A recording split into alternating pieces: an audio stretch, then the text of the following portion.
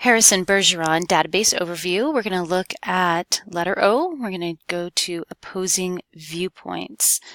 So we have two videos on opposing viewpoints in context. And the features that I want to show on this video is the browse issues. So let's say you are doing a project and you really don't know kind of where you want to start. So opposing viewpoints has issues already broken up into topics for you. So since government control often includes censorship, let's click here and see what we can find.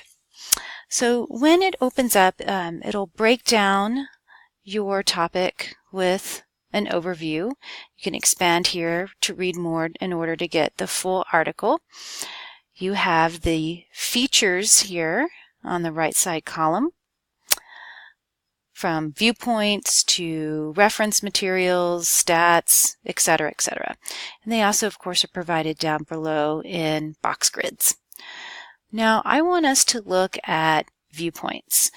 That way we can look at different sides to an issue. It's really important when we do our research that we look at both sides, not just the side that we agree with.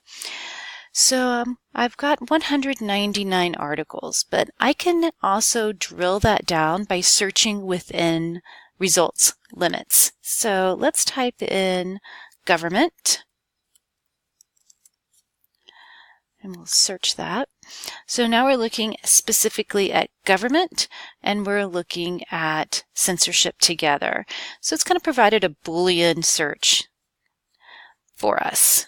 And kind of scrolling down, looking at some good examples. And this one catches my eye because this one kind of fits in with our short story.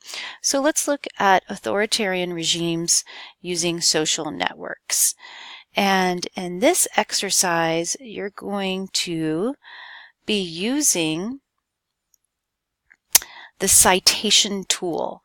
So when I click on citation tools, the database will provide for me 3 different citation types.